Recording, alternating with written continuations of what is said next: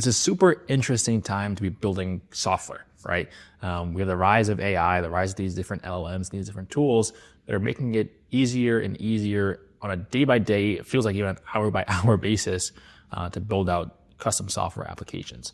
Talking to industry experts, operators, business owners, early stage non-technical founders, and one of the reoccurring themes that we're noticing is a lot of people are utilizing these different tools to build out their software applications, whether it's a product that they're launching to the market or an internal tool they're using within their organization or a different organization that they want to deploy this into. There's a lot of AI now being used to build out these solutions where, just a few years ago and certainly decades ago, all of these, projects or undertakings, may not have ever seen the light of day.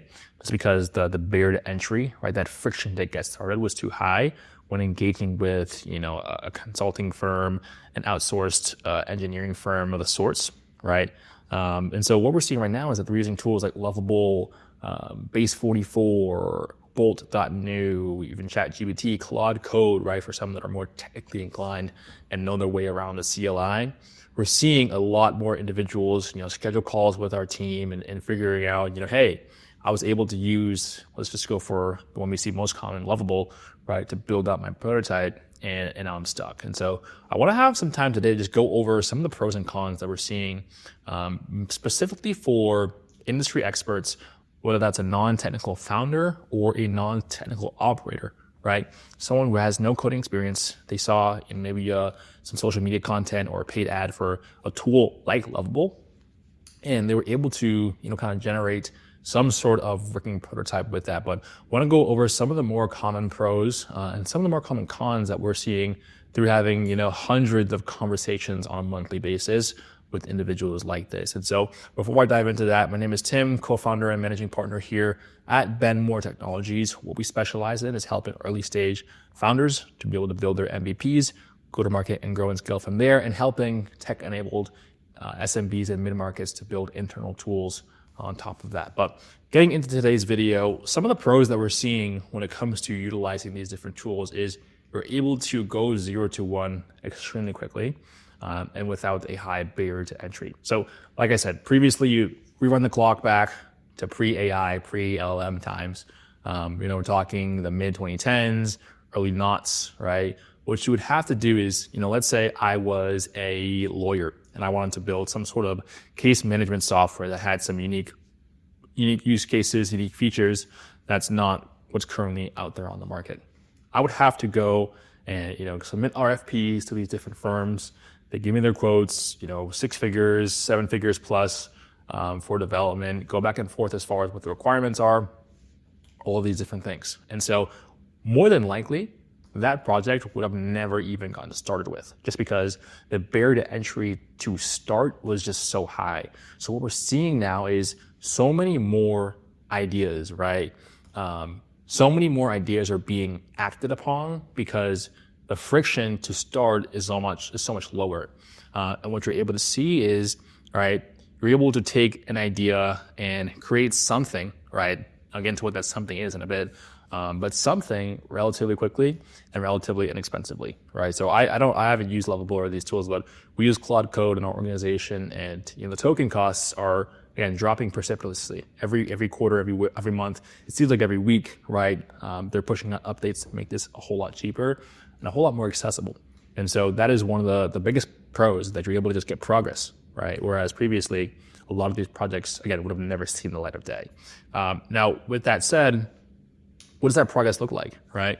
What we're seeing now is that a lot of individuals are booking calls with our team, obviously, signing NDAs, and then when they get on the call, they're able to show us and share their screen and walk us through the dashboards, the SaaS tools, the internal tools that they're building, and utilizing these different tools. Again, the most common one we're seeing right now is Lovable, to be able to build prototypes. And so I've yet to see in the last 6 to 12 months, really, an impressive, robust, production-ready, complex application that's been built exclusively via AI tools from someone who is non-technical.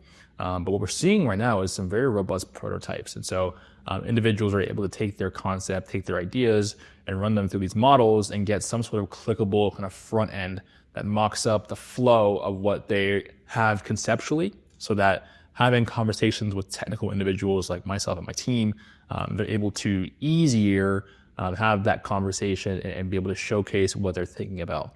And so that's one of the massive one of the massive pros that we're seeing with these different tools. And again, all this kind of encompasses into lowering that barrier to entry and making it easier to explain what it is their overall vision is. Now, one thing I want to touch on, I don't want to say that these tools aren't capable of building production-ready software applications.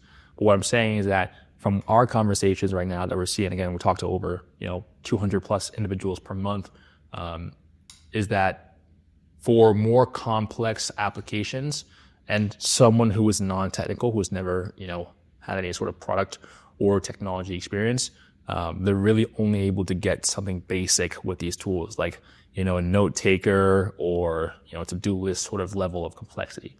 Beyond that, we're seeing people run into some pretty big roadblocks. I'll get into that in a bit. So now it's transitioning into the cons, right? Of course, every action has an equal and opposite reaction. And so now that these different tools are making it easier for individuals to build these sorts of tools, these sorts of prototypes, what are the downsides that we're seeing? Again, this is from real conversations with hundreds of early stage founders, operators, non-technical, technical, you name it.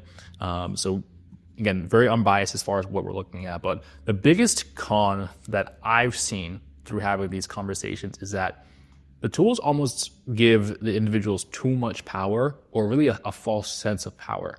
And so again, I'm talking about individuals who are industry experts or business owners, operators. They have deep subject matter knowledge in what they're looking to build, but they're just lacking that technology background. And so what the tools allow these individuals to do is, because these individuals don't understand the differences between what's being shown to them and what it actually requires to build a production-ready software application, right? For this instance, they believe that what they're seeing is like 80% of the way there. And so I think, again, this year in 2026, we probably had 600 or so people reach out to us as a firm. And I couldn't tell you one single time where someone said that what they have right now with what AI produced to them was less than 80% of what they needed, right? But I also can tell you, not one time was it ever 80% complete. And so you get this kind of false sense of security and false sense of progress when all you're seeing is the preview link, right? All you're seeing is the actual front end that you're able to see there, but you don't have any way of knowing whether or not the back end is complete, it's production grade, it's been tested, it is compliant. So going into, especially if you're building into a compliance heavy industry like a fintech, medtech, right? You need to, of course, take into account that you can't just launch some, half-baked solution to the market, right? It has to go through compliance, whether that's GDPR, HIPAA, SOC 2, all these different things, right? If you're not seeing and auditing the back end, then you have no way of knowing. And so that's the most important and kind of most glaringly obvious con or drawback from these tools that we're seeing, is that it kind of just gives these individuals a false sense of security and a false sense of confidence when they're being able to kind of go to market. The other more upstream issue that I'm running into having these conversations, and I'm reviewing our team's conversations as well, is that it's downstream of what I'm talking to you about, but again, they kind of go one hand in hand, is individuals who don't understand that technology is actually downstream of product strategy, right? And so what I mean by that is you have somebody who now has this fresh new power that they previously didn't have, where they're able to, with natural language, prompt these models and these tools to be able to produce a code, right? And so, we see that these people kind of just go a little bit wild and start building out very, very robust looking, front ends that have so much functionality, can do this, can do that, with no stone left unturned when it comes to their creativity for what they're looking to build. But one thing that we try to make sure people understand is that just because you can build something, right, doesn't mean that you should. And in a world where the cost of execution is going to zero, it enables these individuals who don't have as much experience in this world to exercise that freedom, where it doesn't often make sense to do so. A lot of times that can make the tool a lot more convoluted, a lot more complex, make their go-to-market motion a lot more confusing, right? What is the actual value prop of this product that I'm trying to build when it has, different tentacles that all touch on different aspects of the problem that I'm trying to solve? And so it can make things more confusing. And to distill that into a more, palatable point here is a lot of these individuals, when they're building these different tools, they don't understand the relationship between value versus effort, right? Again, talking more so about these tools that are in, let's call it a B2B sphere, right? Talking about kind of a B2B vertical market SaaS sort of application, which is a lot of what we get as far as requests. These type of individuals, their prototype they're bringing us is not complete. It still needs to have a backend built out. It still needs to have custom, APIs or custom integrations into different enterprises, internal softwares, all these different things that they don't have the context of or they're not able to do themselves. And so taking their prototype, which is essentially what it is, and building on top of that, again, they don't understand that relationship between value versus effort. And when I say that, it is, let's say we have 10 proposed features for the application that we're looking to build, right? Let's call it, feature number 1 is a 10 out of 10 in terms of value, right? It's going to really add a lot of value to the users, right? But it's going to be a 10 out of 10 in terms of effort, right? So building that out, right, it's going to be very effortful. And of course, effort translates to cost. We're talking about engaging with any sort of technical development team, right?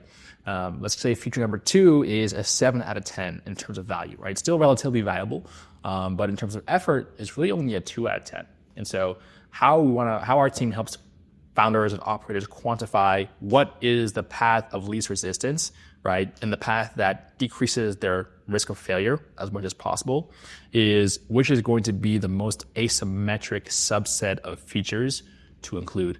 And that means essentially which is going to be the highest fraction when we divide that value by the effort. So going back to this example here, feature number 1, 10 value, 10 effort, that fraction is 1, right?